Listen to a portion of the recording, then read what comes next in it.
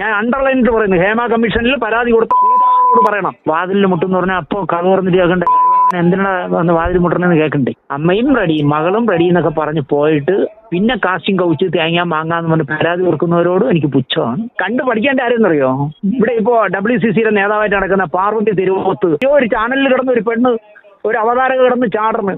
അവള് അപ്പം നമ്മുടെ ശാന്തിവിള ദിനേശും ഹേമ കമ്മീഷനും. അപ്പോൾ ശാന്തിവിള ദിനേശ് എന്ന് പറഞ്ഞാൽ എല്ലാവർക്കും അറിയാവുന്നതായിരിക്കും, ബംഗ്ലാവിൽ ഔദ എന്നൊരു സിനിമ സംവിധാനം ചെയ്ത ഒരാളാണ്. അപ്പോൾ ആ സിനിമ അധികം പ്രശസ്തിയൊന്നും ആയിട്ടുണ്ടായിരുന്നില്ല, 8 നിരയിൽ പൊട്ടി എന്ന് തന്നെ പറയാം.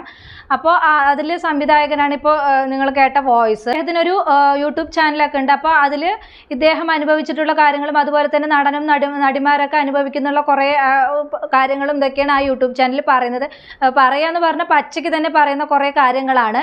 അപ്പോൾ അദ്ദേഹം പറഞ്ഞ കുറച്ച് വാക്കുകൾ കൂടെ നമുക്കൊന്ന് കേട്ടിട്ട് വരാം കേട്ടോ, ഒന്ന് കേട്ട് നോക്കൂ. അപ്പോൾ കഥ തുറന്നിട്ട് കേൾക്കണ്ടേ, എന്തിനാ വന്ന് വാതിൽ മുട്ടണെന്ന് കേൾക്കണ്ടേ. പ്രശ്നമാടാ, ഞാൻ നന്നായിട്ട് അഭിനയിക്കാം. നീ പറയുന്നത് പോലെ ക്യാമറയിൽ നീ വിചാരിക്കുന്നതിനേക്കാളും ഡയമെൻഷനിൽ ഞാൻ അഭിനയിക്കാം. പക്ഷേ ശരീരം തൊട്ടുള്ള കളി വേണ്ട എന്ന് പറയാൻ ആർജവം ഇല്ലാത്തടത്തോളം കാലം അങ്ങനെയുള്ള സ്ത്രീകളെ ചൂഷണം ചെയ്തുകൊണ്ടേയിരിക്കും. കലയും വേണം, ചുണ്ട് നന്നാവും വേണമെന്ന് വാശി പിടിക്കരുത്. എനിക്ക് അവസരവും വേണം.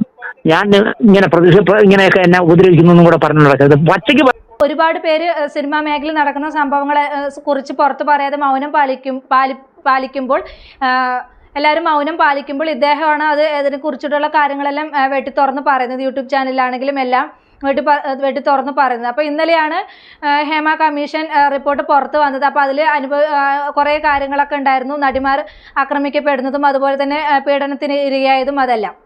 അപ്പോൾ ഹേമ കമ്മീഷനിൽ കൂടുതലായിട്ടും നടിമാരിൻ്റെ ഇതാണ് വന്നിരിക്കുന്നത്. നടിമാർ ആക്രമിക്കപ്പെട്ടു, പീഡിപ്പിക്കപ്പെട്ടു, രാത്രിയിൽ അവർക്ക് ഉറങ്ങാൻ പറ്റില്ല, കിടക്ക പങ്കിടണം. അതുപോലെ പല നടന്മാർക്കും കിടക്ക പങ്കിട്ടാൽ മാത്രമേ നടിമാർക്ക് പിന്നെ സിനിമയിൽ അവസരം കിട്ടുള്ളൂ. ഇപ്പോൾ ഒരു സിനിമയിൽ അഭിനയിച്ചു കഴിഞ്ഞാൽ പിന്നെ വേറൊരു സിനിമയിൽ അഭിനയിക്കണമെങ്കിൽ വീണ്ടും അതുപോലെ ചെയ്താൽ മാത്രമേ അവർക്ക് വീണ്ടും സിനിമകൾ കിട്ടുകയുള്ളൂ എന്നൊക്കെയാണ് ഹേമ കമ്മീഷൻ റിപ്പോർട്ട് പുറത്ത് വന്നിരിക്കുന്നത്. അപ്പോൾ ശാന്തിവിള ദിനേശ് പറഞ്ഞ കുറച്ച് കാര്യങ്ങളാണ് ഇപ്പോൾ നിങ്ങൾ കേട്ടത്. അപ്പോൾ ഒരു മാധ്യമത്തിൽ കൊടുത്ത കുറച്ചുകൂടെ ഉണ്ട് കാര്യങ്ങൾ. അപ്പോൾ നമുക്ക് ആ കുറച്ച് വാക്കുകളൂടെ ഒന്ന് കേട്ടിട്ട് വരാം, ഒന്ന് കേട്ട് നോക്കൂ. ചിരിച്ചിട്ട് ഷൂട്ടിംഗ് കഴിഞ്ഞ് പോകാൻ നേരത്ത് മേക്കപ്പ് വെളിച്ചെണ്ണ കൊണ്ട് മുഖം തുടച്ചുകൊണ്ട് ഇറങ്ങി പോണ വഴിക്ക് ഒരു വിടല ചിരിച്ചിട്ട് മലയാള സിനിമയിൽ മോശമല്ലാതെ ഒരുപാട് പേർക്ക് ശരീരം പങ്കിട്ടിട്ടുള്ള ഒരു ചേച്ചിയോട് വരുന്നോടി ഇന്ന് രാത്രി നമുക്കൊന്ന് ആഘോഷിക്കാം എന്ന് പറഞ്ഞു. ഇത്രയും ആളുകളുടെ മുമ്പിൽ വെച്ച് അങ്ങനെ ചോദിച്ചപ്പോൾ ആ ചേച്ചിയുടെ അഭിമാനത്തെ ചോദ്യം ചെയ്ത പോലെ തോന്നി. ആ ചേച്ചി, ഞാൻ അതുകൊണ്ടാണ് ചേച്ചി എന്ന് വിളിക്കുന്നത്. ആ ചേച്ചി അപ്പോൾ പറഞ്ഞു, വീട്ടിൽ പോയി നിന്റെ അമ്മയെ വിളിച്ചോണ്ട് ഓടാന്ന് പറഞ്ഞു. അയാൾ ചമ്മി വിളറിപ്പോയി. മലയാളത്തിൽ ഒരു വലിയ നടന. അങ്ങനെ പറയാനുള്ള ആർജവം ഇല്ലാത്തിടത്തോളം കാലം ഈ പെണ്ണുങ്ങൾ ഇനിയും ദുരിതം അനുഭവിച്ചുകൊണ്ടേയിരിക്കും. പറയുന്നതൊക്കെ ഉള്ളതാണോന്ന് അറിയില്ല. അപ്പോൾ ആ ചേച്ചി പ്രതികരിച്ചിട്ടുണ്ടെങ്കിൽ അത് ഏറ്റവും നല്ലൊരു കാര്യം തന്നെയാണ്. അപ്പോൾ ഈ ഒരു കാലഘട്ടത്തിൽ നടക്കുന്നുണ്ടെന്ന് പറയുമ്പോൾ കുറച്ച് ഇതുണ്ട്, നടക്കുന്നുണ്ടാവും, പക്ഷെ അത് പ്രതികരിക്കുന്നില്ല. അതെല്ലാം കഴിഞ്ഞതിന് ശേഷം പ്രതികരിച്ചിട്ട് കാര്യമില്ലല്ലോ. അപ്പോൾ നമ്മളെ എന്തെങ്കിലും ചെയ്യാൻ വരുമ്പോൾ അപ്പോൾ പ്രതികരിച്ച് പറ്റില്ല എന്ന് പറഞ്ഞ് ആ ഫീൽഡിൽ നിന്ന് ഇറങ്ങി പോകണം. അവനവൻ്റെ ടാലൻറ്റ് പുറത്ത് കാണിച്ചിട്ട് അതിന്ന് സിനിമയിൽ എടുക്കുകയാണെങ്കിൽ മാത്രമേ നമ്മൾ സിനിമയിൽ അഭിനയിക്കാൻ പാടുള്ളൂ. അല്ലാതെ കിടക്ക് കൊടുത്തതിന് ശേഷം പിന്നെ സിനിമയിൽ അഭിനയിച്ചിട്ട് പിന്നെ അയാൾ എന്നെ പീഡിപ്പിച്ചു എന്ന് പറഞ്ഞതിലൊരു ലോജിക്കില്ല. അപ്പോൾ ഇയാൾ പറഞ്ഞതിൽ എത്രത്തോളം സത്യമുണ്ട് എന്താണെന്നൊന്നും അറിയില്ല. അയാൾ പറയണത് ആ പെണ്ണ് പ്രതികരിച്ചു എന്നൊക്കെയാണ് പറയുന്നത്. അപ്പോൾ അദ്ദേഹം പറഞ്ഞ കുറച്ചും കൂടെ കേട്ടിട്ട് നമുക്കൊന്ന് വരാമെന്ന് കേട്ട് നോക്കൂ. സിനിമയ്ക്ക് വരാൻ പറ്റിയ ആളാണോ എന്ന് നോക്കാതെ എല്ലാം മഞ്ജു വാര്യരാക്കാൻ വേണ്ടി അമ്മമാർ കൊണ്ടിറങ്ങുമ്പോൾ അമ്മയും റെഡി മകളും റെഡി എന്നൊക്കെ പറഞ്ഞ് പോയിട്ട് പിന്നെ കാസ്റ്റിംഗ് കൗച്ച് തേങ്ങ മാങ്ങാന്ന് പറഞ്ഞ് പരാതി കൊടുക്കുന്നവരോട് എനിക്ക് പുച്ഛം. കണ്ണാടി നോക്കിയിട്ട് സൗന്ദര്യം ഉണ്ടെങ്കിൽ മാത്രം സിനിമയിൽ വന്നാൽ മതി എന്നൊരു ഇത് അതിനോട് എന്തായാലും യോജിക്കാൻ പറ്റുന്നില്ല. ഇതിപ്പോൾ എന്തായാലും സത്യഭാമ ചേച്ചി പറഞ്ഞ പോലെയുള്ളൊരു ഇതായിട്ടാണ് എനിക്ക് തോന്നിയത്. ഇദ്ദേഹം ഈ പറഞ്ഞതിനോട് എനിക്ക് യോജിക്കാൻ കഴിയുന്നില്ല. അപ്പോൾ എന്താ സൗന്ദര്യം ഇല്ലാത്തവർക്ക് സിനിമയിൽ അഭിനയിക്കണ്ടേ? എത്രയോ കറുത്ത പെണ്ണുങ്ങളും കറുത്ത ആണുങ്ങളും എല്ലാം സിനിമയിൽ അഭിനയിക്കുന്നതായിട്ട് കണ്ടിട്ട് എന്തായാലും ഈ ഒരു പറഞ്ഞതിനോട് എനിക്ക് യോജിക്കാൻ പറ്റുന്നില്ല. നിങ്ങൾ മറ്റൊരു സത്യഭാമ ആവാനാണ് ശ്രമിക്കുന്നത്. അപ്പോൾ ആ ഒരു ഇത് എന്തായാലും ശരിയായില്ല. അപ്പോൾ കുറച്ച് കാര്യങ്ങളും കൂടെ പറയുന്നുണ്ട്, അതുകൊണ്ട് നമുക്കൊന്ന് കേട്ടിട്ട് വരാം, ഒന്ന് കേട്ട് നോക്കൂ. ഒരു അവതാരക കിടന്ന് ചാടണ്. അവള് ഭർത്താവുള്ള അല്ല ഭാര്യയും കുട്ടികളുമുള്ള ഒരു അവതാരകന്റെ കൂടെ ഓരോ ചാനലിൽ അവൻ സ്ഥലം മാറി പോകുമ്പോഴും അവന്റെ കൂടെ ഒന്നെടുത്ത ഒന്ന് ഫ്രീ എന്ന് പറഞ്ഞ് പോയവളാണ് ഹേമ കമ്മീഷനിലെ സ്ത്രീ പീഡനം സംസാരിക്കുന്നത്. മനസ്സിലായോ? ഓരോ ചാനലിൽ ആ അവതാരകൻ പോകുമ്പോഴും ഞാൻ പറഞ്ഞെങ്കിൽ അവളെ കൂടെ കൊണ്ടുവരണം കീപ്പായിട്ട്. അവളാണ് കേരളത്തിലെ സ്ത്രീകൾക്ക് വേണ്ടി ഇന്ന് ഏറ്റവും കൂടുതൽ വാചകം അടിക്കുന്നത്. ഒരു ചാനലിൽ ഇപ്പോൾ റേറ്റിംഗിലൊക്കെ അവരുടെ മോളി വന്ന ഒരു ചാനലിൽ അവതാരകയായിട്ടിരുന്ന് ഭയങ്കര വാചകം അടിക്കുന്നു. സ്ത്രീകളുടെ സ്വാതന്ത്ര്യത്തെക്കുറിച്ച്, സ്ത്രീകളുടെ ചങ്കുറ്റത്തെക്കുറിച്ച്, സ്ത്രീകളുടെ എന്താ പറയുക മാനത്തെക്കുറിച്ചൊക്കെ സംസാരിക്കുന്നത്. മാനം പറയാൻ ഇവർക്ക് എന്താ യോഗ്യത? ഓരോ ചാനലിൽ പോകുമ്പോഴും അവന്റെ കൂടെ പോയിട്ട് അവന്റെ കീപ്പായിട്ട് പോയിട്ട് ഇപ്പൊ 2 ചാനലിലായി. പക്ഷേ ഇങ്ങനെ നടന്ന് അവന്റെ ഭാര്യയും കുട്ടിയും പെരുവഴിയിലാക്കിയവളാണ് ഇവിടുത്തെ സ്ത്രീകളുടെ ഉന്നമനത്തിന് വേണ്ടി സംസാരിക്കണം. മനസ്സിലായോ? പറഞ്ഞ ഈ ഒരു കാര്യത്തിനോട് എന്തായാലും യോജിക്കാൻ കഴിയില്ല. സൗന്ദര്യമല്ലല്ലോ, ടാലന്റ് അല്ലേ ഏതൊരു മേഖലയിലും ഇത് കഴിവ് ഇതാക്കേണ്ടത്. അപ്പൊ ഇദ്ദേഹത്തിന് ഇതാണ് ലക്കും ഇതും ഇല്ലാതെ പബ്ലിക്കായിട്ട് എന്തൊക്കെ വിളിച്ചു പറയുന്നത് ഇയാൾക്ക് തന്നെ അറിയില്ല. അപ്പൊ ഈ ഒരു കാര്യത്തിനോട് എന്തായാലും ആർക്കും യോജിക്കാൻ കഴിയില്ല. സൗന്ദര്യം ഇല്ലാത്തവർക്കും എന്തായാലും അഭിനയിക്കണം. സൗന്ദര്യം ഉള്ളതും ഇല്ലാത്തതും കറുത്തവനും വെളുത്തവനും എന്നൊക്കെ ദൈവം തരുന്നതാണ്. അത് നമ്മൾ സൃഷ്ടിക്കുന്ന കാര്യമല്ല.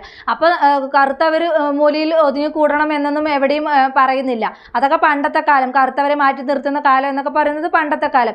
ഇപ്പൊ ഏതൊരു മേഖലയും കറുത്തവൻ വെളുത്തവൻ എന്നൊന്നും നോക്കാതെ തന്നെ എല്ലാവർക്കും തുല്യ ഒരു ഇതാണ് അവകാശമാണ് കൊടുക്കുന്നത്. അപ്പൊ ഇതിനോട് എന്തായാലും ആർക്കും യോജിക്കാൻ കഴിയില്ല. ഇതാണ് ഇദ്ദേഹത്തിന്റെ ഒരു പ്രശ്നം.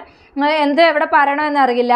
ഇതാണ് പബ്ലിക് ആണെങ്കിലും ശരി എന്തെങ്കിലുമൊക്കെ വിളിച്ചു പറയുന്ന ഒരു പ്രവണത. അപ്പൊ ഇയാൾ പറയുന്ന കുറച്ചും കൂടെ നമുക്കൊന്ന് കേട്ടിട്ട് വരാം. നായിക മോഹൻലാലിന്റെ കൂടെ അഭിനയിച്ച പെണ്ണായിരുന്നു. ഒരു പാട്ട് സീനില് അവളുടെ കഴുത്തിൽ താലി എന്നൊരു ഷോട്ട് ഉണ്ടായിരുന്നു. അവൾ പറഞ്ഞു ഈ കോമഡിയായ നടൻ എന്നെ താലി കെട്ടാൻ ഞാൻ അനുവദിക്കില്ല എന്ന്. സംവിധായകൻ കുറെ കാലം സിനിമ എടുക്കാതിരുന്നിട്ട് സിനിമ എടുത്ത ആളായിരുന്നു. അദ്ദേഹം ആകെ വിഷമിച്ചു. എന്നെ പറഞ്ഞു ദിനേശ് ഇപ്പം മലയാള സിനിമ ഇങ്ങനെയൊക്കെയാണോ? ഞാനാണ് അസോസിയേറ്റ് ആയിരുന്നു. ഞങ്ങൾക്ക് എന്ത് അല്ല അവള് താലി കെട്ടാൻ പറ്റില്ല എന്ന് പറഞ്ഞു. നീ നടൻ താലി കെട്ടാൻ പറ്റില്ല, എന്റെ ഇമേജ് പൊളിയെന്നാണ് പറഞ്ഞത്. ഞാൻ അങ്ങോട്ട് എന്നിട്ട് പറഞ്ഞു ഞാനാണ് ഈ പടത്തിന്റെ സംവിധായകനെങ്കിൽ ഞാൻ നിങ്ങൾ പറഞ്ഞ പ്രതിഫലം തന്നിട്ടുണ്ടെങ്കിൽ നിന്റെ താലികെട്ട് മാത്രമല്ല നിന്റെ ഫസ്റ്റ് നൈറ്റ് നിന്റെ പ്രസവം ഷൂട്ട് ചെയ്യും. അപ്പൊ അവളുടെ കൂടെ അവളുടെ അമ്മയുടെ ലീപ്പ് കൂടെ വരുമായിരുന്നു.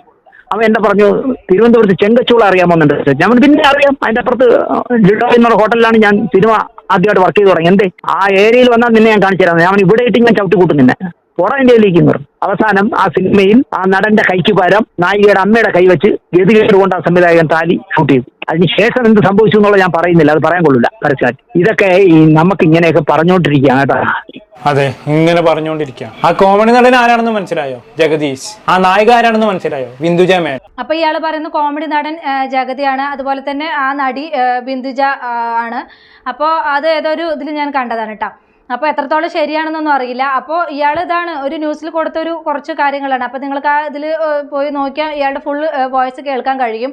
അപ്പോൾ ഈ കമ്മീഷനിൽ പരാതി കൊടുത്ത എല്ലാവരും ഇങ്ങനെയാണെന്ന് പറയാൻ പറ്റില്ല. കടന്നു കൊടുത്തതിന് ശേഷം 1-2 പ്രാവശ്യം കൊടുത്തതിന് ശേഷം വീണ്ടും കടന്നു കൊടുക്കാൻ പറ്റാത്തത് കൊണ്ട് പീഡിപ്പിക്കപ്പെട്ടു എന്നൊക്കെ പറഞ്ഞിട്ട് പരാതി കൊടുക്കണമെന്നാണ് പറയുന്നത്. പക്ഷേ എല്ലാം അങ്ങനെയാണെന്ന് പറയാൻ പറ്റില്ല. അപ്പോൾ ഇതിൽ എത്രത്തോളം സത്യം ഉണ്ട് എന്നുള്ളതൊക്കെ വരും കാലങ്ങളിൽ എന്തായാലും തെളിയട്ടെ. അപ്പോൾ ഇയാൾ പറഞ്ഞതിൽ കുറേയൊന്നും നമുക്ക് യോജിക്കാൻ കഴിയില്ല. അപ്പോൾ ഇയാൾ മൊത്തത്തിൽ എല്ലാ നടന്മാരെയും നടികളെയും അടച്ചാക്ഷേപിക്കുന്ന രീതിയിലാണ് പറയുന്നത്. സിനിമയിൽ വരുന്ന എല്ലാ നടിമാരും ഇങ്ങനെയാണ് എന്നുള്ളതാണ് പറഞ്ഞത് വരുന്നത്. പക്ഷെ സ്വന്തം ടാലൻറ്റ് കൊണ്ട് എത്രയോ നടിമാർ വന്നതായിട്ട് നമുക്കറിയാം. ഒരുപാട് ടാലൻറ്റഡ് ആയിട്ടുള്ള നടിമാർ ഒരുപാട് വന്നിട്ടുണ്ട്. അപ്പോൾ ഇയാൾ ഇത്രയും മറ്റുള്ളവരെ ആക്ഷേപിക്കേണ്ട കാര്യമില്ല. അപ്പോൾ ഇയാൾ ഒന്നടങ്കം സിനിമാ ലോകത്തെ മൊത്തം ആക്ഷേപിക്കുന്ന ഒരു ഇതായിട്ടാണ് എനിക്ക് ഈ ഒരു ഇയാളുടെ വോയിസ് ക്ലിപ്പിൽ നിന്ന് എനിക്ക് മനസ്സിലാക്കാൻ കഴിഞ്ഞത്. അപ്പോൾ നിങ്ങൾക്ക് എന്താ തോന്നിയതെന്ന് വെച്ച് നിങ്ങൾ കമൻറ്റ് ബോക്സിൽ അറിയിക്കും കേട്ടോ. അപ്പോൾ ഇത്രയുള്ള എൻ്റെ ടോപ്പിക്. പുതിയൊരു ടോപ്പിക്കുമായി നമുക്ക് വീണ്ടും കാണാം.